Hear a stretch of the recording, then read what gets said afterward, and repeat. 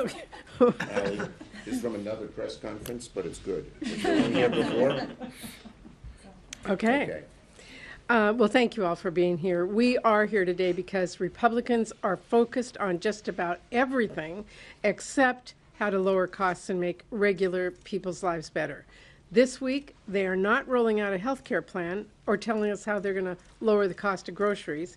Instead, Republicans are pushing more unpopular anti-abortion extremism. And Republicans are still peddling debunked lies about how abortion works and the people who get them, and trying to pass through the U.S. Congress a disgraceful sham of a bill that totally misrepresents the hard and painful choices that women face when a pregnancy is medically complicated. Let's talk about the bill that the Republicans are bringing to the floor today, because it is really important for people to understand what it is. Senator Lankford's bill, which has 44 co-sponsors, would create a new government mandate that would override the best judgment of grieving families who find out their fetus has a fatal condition. And it would create new medically unnecessary barriers for doctors and patients at a time when doctors already have their hands tied when it comes to basic reproductive health care. And let's be clear, it is already illegal to kill a baby. We know that. To suggest otherwise is a deliberate and callous smear against providers and patients who find themselves in heartbreaking, traumatic situations. It is heinous and absurd suggestion. Now, Americans are rightly worried about what will happen to their reproductive rights under total Republican control of government, and that's because they are painfully aware of what is happening already every day because of Republican bans. Women are being denied the care they need. They're being told they have to get sicker first and told they have to go to a different state. They're told they have to stay pregnant even if they don't want to or even if it kills them. That is the state of women's health in states across America today, and it is profoundly alarming that now Republicans are doubling down here to make things even worse. During the first week of Trump's presidency, this is what Republicans are focused on: attacking women, criminalizing abortion, criminalizing doctors, and lying about abortion. Republicans obviously don't care about the cost of groceries. They aren't working to make life more affordable for families before or after a baby is born. And, think about that. Republicans have put Medicaid and SNAP on the chopping block. House Republicans fought back when we tried to fully fund WIC so moms and babies would not go hungry. And Republicans are flat out opposed to making paid leave a reality so that a mom can spend time with her baby after giving birth. So today we are here on the anniversary of Roe v. Wade to say we are going to do everything we can to continue to push back against Republicans' anti-abortion, anti-women extremism. I cannot predict what Republicans will launch next, but I can promise you that Democrats will stand our ground. We will lift up your voices and fight for your rights every single day. Republicans may be in charge, but we're not going anywhere. With that, let me turn it over to our leader, Senator Schumer. Who is also not going anywhere. Not going anywhere. Except right here to the podium. But first, I want to thank Senator Murray. She has been just such an amazing leader on the issue of choice, on the issue of women's rights, on the issue of women's health care. She's amazing. She's a blessing, not only to the Senate, but to the country. So thank you. And I thank my other colleagues, Senators Smith and Shaheen, who also have been fighting this fight for so long. Whenever there's a fight, they're all here on these issues. So, we're 2 days into Donald Trump's presidency, and they're already breaking their promises. Remember that one? We're going to leave it up to the states. That's out the window. We believe in what doctors and women say. That's out the window. And this is a metaphor. This is the first of many extreme issues they will bring up that are anti-women. And in every case, they'll have the same dishonesty. Leave it to the states, out the window. Between a woman, a doctor, and her families, gone. That's what they're doing. And the only good news here is they're showing their true colors only 2 days after the president was sworn in. They couldn't wait to keep their falsehoods last a little longer. So they're not taking any action to help working families, to lower the cost of prescription drugs, to lower the cost of groceries. Instead, they're focusing on attacking and ripping away women's health care. As you may recall, Trump said he doesn't want to get involved at the national level. This, Mr. President Trump, this is the national level. You're already involved, and you're breaking your promises. Here we are, voting on bills that attack women's health care using false narratives and fear-mongering. The situation targeted by this bill is heartbreaking. It's heart-wrenching. And to use women and their families in this situation for crass political purposes, to appeal to a hard-right extreme group that's not close to where America is at, is disgraceful. Just disgraceful.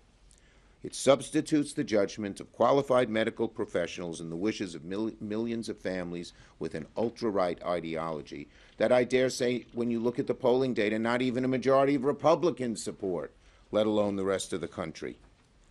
Women are meant to be supported and trusted. This is when male politicians should step up and support women, not use them as political footballs, as this bill so heartlessly does. And I'm here today not just as leader Schumer, but as husband, dad, and Grandpa Chuck. To my wife, my daughters, my granddaughter, so this is not esoteric. This affects me and my family as well, as it does tens of millions of American families. So much of the hard right's anti-choice agenda is pushed by people who have little or no understanding of women's health care, let alone how to best handle those decisions. And so here we are, week one into this administration, and instead of focusing on costs, of lowering costs for your families, Donald Trump and Republicans are focused on regulating you or your moms, your wives, your daughters' bodies. It's not only unproductive, it's gross. It's just gross. So, yes, President Trump and Republicans told you they wouldn't touch abortion. It was an issue left up to the states. That was a lie, gone after 2 days that Trump is president. Americans should take this as a warning. Watch what they do, not what they say or have said. And here's a message to my Republican colleagues, plain and simple. Instead of attacking reproductive care, today would be a great day for Senate Republicans to lower the cost of groceries. It would be a great day for Senate Republicans to do something to make our drugs more affordable. It would be a great day to help Americans buy a home.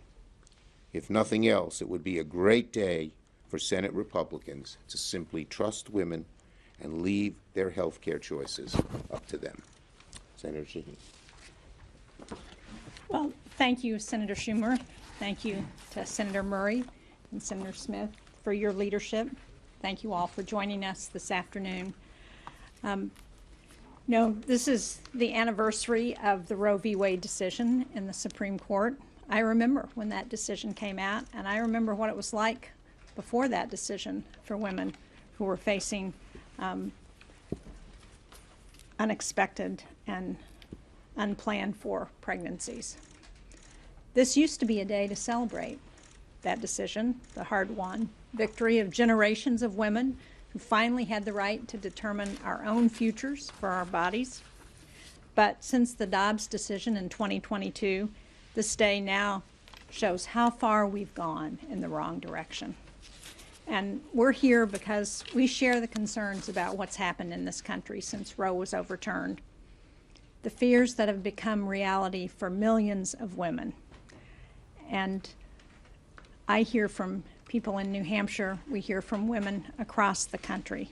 And it's especially frustrating that our Republican colleagues, not all of them, we have some who believe that women should make their own decisions, but for those who have sponsored the Langford bill that Senator Murray referred to, it's particularly frustrating that this is being done on the first week that this new administration has taken office. Because once again, we're seeing, as my colleagues have said, that they're taking aim at women's reproductive health care. Instead of focusing on what the American people want, which is to find ways for us to work together to lower costs, to make health care more accessible, to address the reproductive health of women. What this legislation would do is to put women's lives in danger. And while all Americans struggle to make ends meet, struggle to afford the basic health care that they and their families need, this is what we're being given by the new administration. I can tell you all, there is no one who was elected to come to the United States Congress, to the United States Senate, because we wanted to make it harder for people to access basic health care.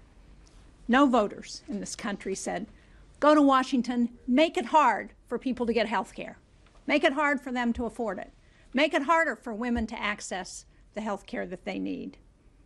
No elected official here in Washington or in any state capital, in any court in this country, should be in charge of making the most personal and difficult decisions that women and their families and their doctors should be making.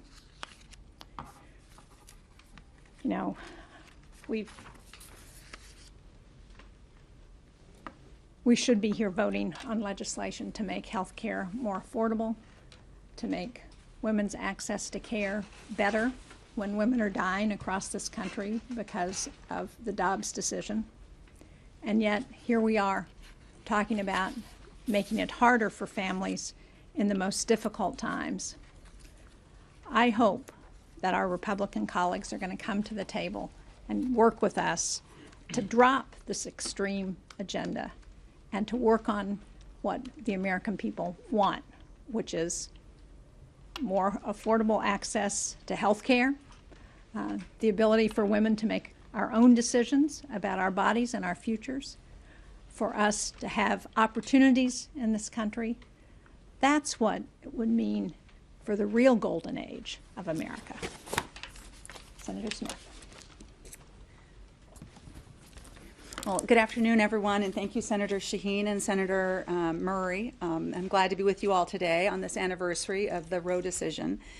So, you know, long before I came to the United States Senate, I worked at Planned Parenthood, and every single day I watched people walk through the doors of our clinic fully capable of being able to make the best decisions for themselves and their families about their health care, including abortion. And the last thing they needed was for some politician to get in there, try to make those decisions for them. And I mean, that was the power of Roe. It recognized that the Constitution of the United States protects the freedom and the dignity of and autonomy of people to make personal and private decisions about their bodies and their lives and their families free from government interference. But that all changed with the Trump court in 2022. And the Dobbs decision said, nope, this decision is no longer yours, but state legislatures and local politicians, they are going to be the deciders now. They control your decisions. And the Constitution does not protect your rights. And so we can see there is a direct through line between that Dobbs decision and where we are today.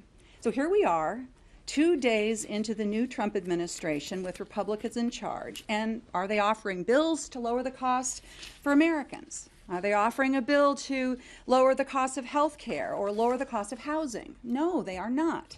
And after campaigning all of last year, telling Americans not to worry about a national abortion ban and more infringements on their freedoms, this is where we are today. One of the very first laws that they are trying to pass would be a federal law that would mandate what doctors must do in their practice in the event of these very rare but tragic and complicated health crises that happens in some women's pregnancies. And nobody wants this. That's the thing. So let's be clear. This law that we're going to be voting on in just a few minutes, this proposed law, plays on misinformation and misunderstanding, but like all anti-abortion bills, it is designed to take away the rights of patients and doctors to make the very best decision that they have in the very unique situations that confronts every single patient. So my message to women in Minnesota and across this nation is that we are not going to do this.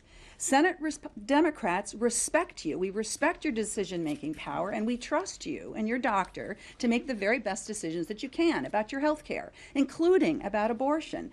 And we're telling Republicans to butt out. We understand that you are trying to figure out how to afford your life, and we are on your side.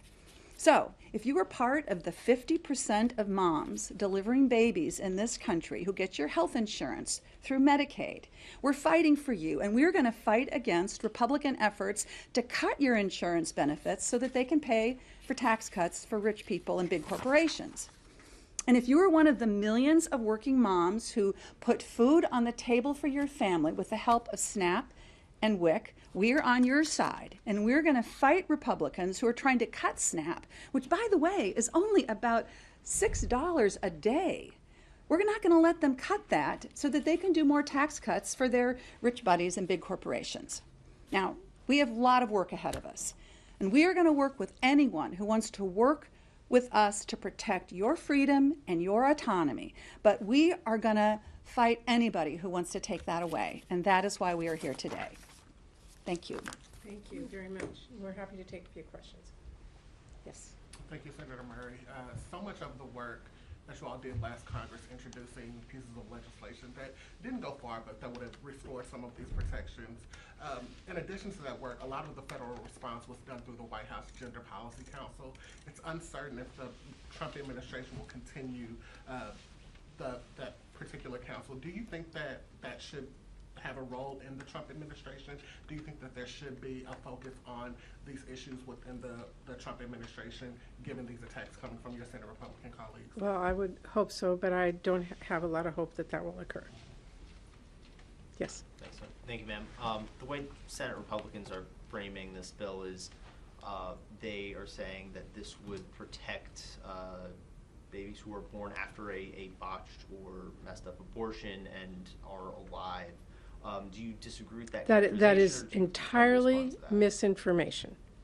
Let me make it very clear. If a baby is born alive and a doctor kills it, that is today illegal, and they would be taken to court and appropriately punished. What this bill actually does, which they are not describing to you, what it actually does is mean if a woman has a fetus with a fatal anomaly, and it is born, that baby will be stripped away from her, and the doctor is told by law they have to go do all these medical interventions, when actually what those parents really want to do is spend a last few minutes with their dying child. That's what this bill does. Thank you, ma'am. Did leadership officially whip its members against this? And if there are Democrats that end up peeling off in support of this, like that happened on Lincoln Riley Act, what do you think that says or means? I will let you watch the vote today in about an hour. And was there a whip effort? I don't believe there was a whip effort. I think we know that as Democrats, we're going to stand by women and their ability to make their own health care choices. Republicans are pretty certain to try and target Democrats that vote against this bill, particularly those who are up in 2026. Is there a way you're hoping to see Democrats or campaign arms get ahead of that messaging? And, Are you talking about Republicans? Oh, sorry, yeah, Republicans will try and target Democrats who vote against this bill. This last election was very clear across the country, where Republicans' message was this is a state issue. And in state after state, they brought up protections for women in their states, and they won. But here we are in the very first days of this Congress with the president barely sworn in, and the very first attack they have is on women and their ability to make their own health care decision. I would say to every Republican, you just went back on your word, and we are going to be on the attack on this. Patty, I want to respond to that because Senator Smith and I are both up next year. And I have run now in 7 statewide races in New Hampshire. And every single one of those races, I have been attacked by Republicans for my support for allowing women to make their own decisions. As governor, I got rid of a criminal statute that would have made abortion a felony and criminalized doctors, and I had bipartisan support to do that. The majority of people in this country don't believe government should tell women and their families what to do about pregnancy. They understand, like all of us here, that that's a decision that women and their families and their doctors and other, their pastors or whoever they go to, their clergy, should make for themselves. It's not a decision that I should make as a senator, that the court should make, that the men who are in the Senate should make. It's a decision for women and their families. And for those people who don't understand that, they are on the wrong side of morality on this one. One more, yes? You know, when we talk about the issue of abortion, and obviously Democrats have been pushing to codify the protections that were in Roe for the Supreme Court case. Obviously, the votes are not there to make that happen, but why does it have to be the protections from Roe? Why can't there be something that's maybe baby steps in there or smaller protections that would have the votes potentially in the Senate? Well, okay, I'm not going to negotiate with anybody right here, right now, but I did see across the country that in state after state, what Republicans said is these decisions about choice are going to be made in the state. And what we are seeing right now here in the Senate is that is not true. They're bringing it right here to the Senate, and they are attacking our rights. We are in the minority here in the Senate, but we're going to fight back with everything we have. I'm happy to talk with anybody about how to put protections in the law, but that's not the conversation we're having now. Thank you. Thank you. Thank you.